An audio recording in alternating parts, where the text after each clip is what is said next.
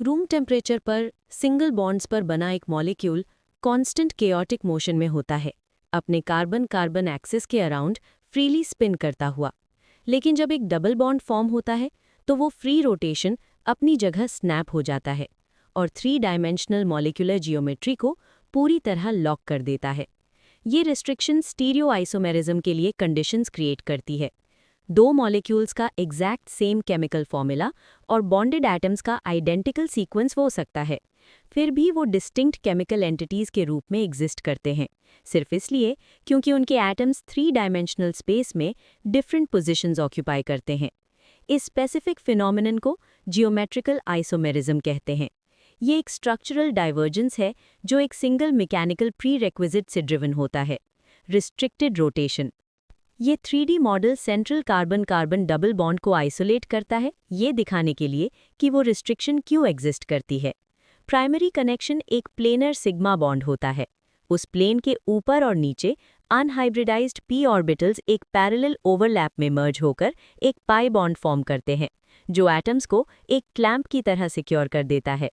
किसी एक कार्बन को 90 डिग्री से रोटेट करना फिजिकली उस पैरेलल ओवरलैप को डिस्ट्रॉय कर देता है। पाई बॉन्ड को टूटना ही पड़ेगा।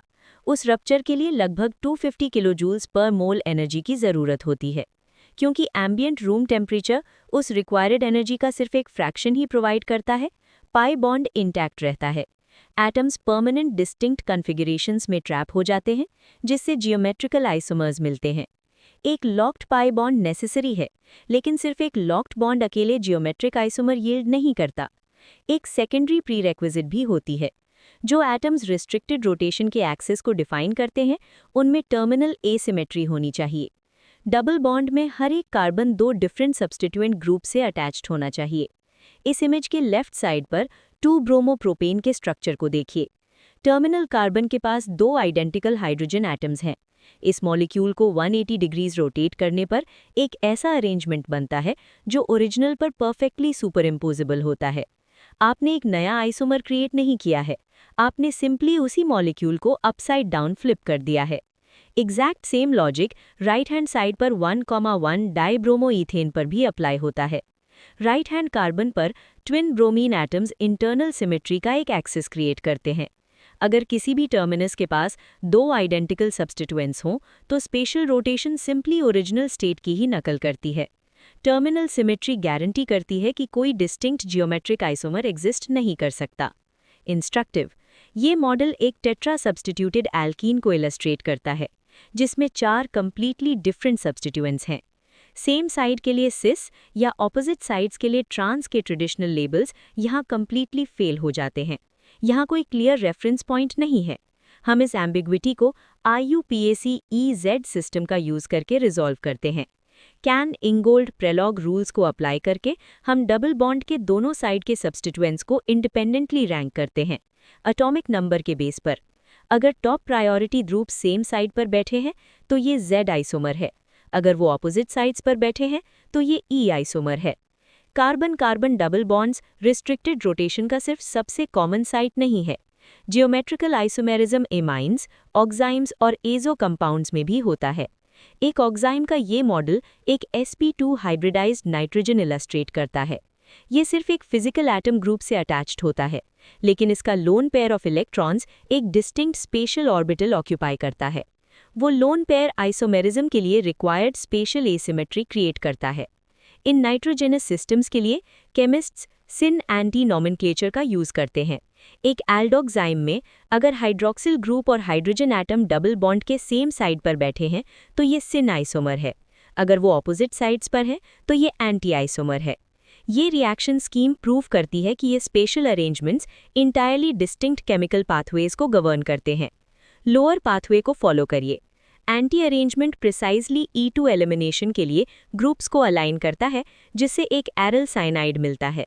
सिन अरेंजमेंट में इस अलाइनमेंट की कमी होती है, जो सिर्फ ओरिजिनल ऑक्साइम को रीजेनरेट कर देता है।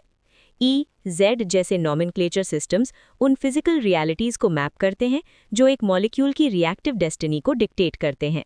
एक कार्बन चेन को साइक्लिक सिस्टम में क्लोज करना एक मैकेनिकल लॉक इम्पोज कर देता है। ये बिना किसी पाई बॉन्ड के ही इंटायरली रिस्ट्रिक्टेड रोटेशन अचीव कर लेता है। एक छोटे रिंग के अंदर कार्बन कार्बन सिंगल बॉन्ड के अराउंड फ्री रोटेशन इम्पॉसिबल है। उन एटम्स को स्पिन करने की कोशिश करना मतलब मॉलिक्यूल के कोवलेंट फ्रेमवर्क को रप्चर करना। 1,2 डाइमिथाइल साइक्लोप्रोपेन के ये मॉडल्स दिखाते हैं कि कैसे ये रिजिडिटी जियोमेट्रिक आइसोमर्स क्रिएट करती है। मिथाइल सब्स्टिट्यूएंट्स परमानेंटली लॉक्ड रहते हैं, या तो रिंग के सेम फेस पर जिससे सिस आइसोमर बनता है, या ऑपोजिट फेसेस पर जिससे ट्रांस आइसोमर बनता है। क्यूरियस, लेकिन इस फिजिकल कंस्ट्रेंट की कुछ बाउंड्रीज होती हैं। हम सिस साइक्लोहेक्सीन को इजीली सिंथेसाइज कर सकते हैं, लेकिन एक trans cyclohexene molecule readily exist नहीं करता। देखिए, जब हम 6 कार्बन रिंग को ट्रांस डबल बॉन्ड के अक्रॉस कनेक्ट करने के लिए फोर्स करने की कोशिश करते हैं, बाकी बची हुई कार्बन चेन बिना टूटे फिजिकली उस जियोमेट्री के ऑपोजिट साइड तक का डिस्टेंस स्पैन नहीं कर सकती। इस मैसिव एंगल स्ट्रेन को टॉलरेट करने के लिए चेन में मिनिमम 8 कार्बन्स की ज़रूरत होती है। सिर्फ तभी वो स्ट्रक्चर कनेक्ट होकर ट्रांस साइक्लोऑक्टेन में स्टेबलाइज हो सकता है। मैकेनिकल टेंशन और 3D जियोमेट्री केमिकल एग्जिस्टेंस की बाउंड्रीज को डिक्टेट करती हैं, जो इम्पॉसिबल थियोरेटिकल स्ट्रक्चर्स के फॉर्मेशन को सीधे तौर पर प्रिवेंट कर देती हैं। सिस और ट्रांस 1,2 डाइक्लोरोइथेन का एग्जैक्ट सेम मॉलिक्यूलर फॉर्मूला होता है, फिर भी वो डिस्टिंक्टली डिफरेंट टेम्परेचर्स पर बॉयल और मेल्ट होते हैं। ये स्प्लिट स्क्रीन कंपैरिजन इलस्ट्रेट करता है कि कैसे microscopic special geometry directly molecular dipole moments को गवर्न करती है। सिमेट्रिकल ट्रांस आइसोमर में individual bond dipoles exact opposite directions में पुल करते हैं, जो कैंसिल होकर जीरो हो जाते हैं। सिस आइसोमर में डाइपोल सेम साइड पर अलाइन होते हैं और कंबाइन होकर एक large net dipole moment create करते हैं। उस परमानेंट पोलैरिटी का मतलब है कि सिस मॉलिक्यूल्स एक दूसरे पर stronger dipole dipole attractions exert करते हैं। उन्हें बॉयल करने के लिए उन इंटरमॉलिक्यूलर फोर्सेस को ओवरकम करने के लिए ज़्यादा थर्मल एनर्जी की ज़रूरत होती है।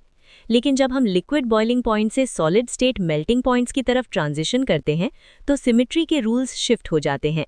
नोटिस करिए कि कैसे relatively straight trans molecules tightly और एफिशिएंटली स्टैक होते हैं, बिल्कुल ईंटों की तरह। U shaped cis molecules awkwardly pack होते हैं, अपने स्ट्रक्चर में गैप्स छोड़ते हुए। ट्रांस आइसोमर की highly efficient crystal lattice packing van der Waals dispersion forces को मैक्सिमाइज करती है। क्योंकि मॉलिक्यूल्स इतने सिक्योरली एक साथ लॉक्ड होते हैं, ट्रांस आइसोमर को मेल्ट होने के लिए सिग्निफिकेंटली हायर टेम्परेचर की ज़रूरत होती है।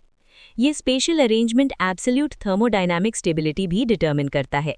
सिस आइसोमर में बल्कि सब्स्टिट्यूएंट्स को क्लोज प्रॉक्सिमिटी में फोर्स किया जाता है। ये internal steric clash van der वाल स्ट्रेन क्रिएट करता है, जो मॉलिक्यूल की बेसलाइन एनर्जी को रेज कर देता है। केमिकल कनेक्टिविटी आपको बताती है कि कौन से एटम्स एक दूसरे से अटैच्ड हैं, लेकिन उन एटम्स का precise locked 3D dimensional arrangement macroscopic world में मॉलिक्यूलर सिमेट्री, थर्मोडायनामिक स्टेबिलिटी और फेज बिहेवियर को गवर्न करता है।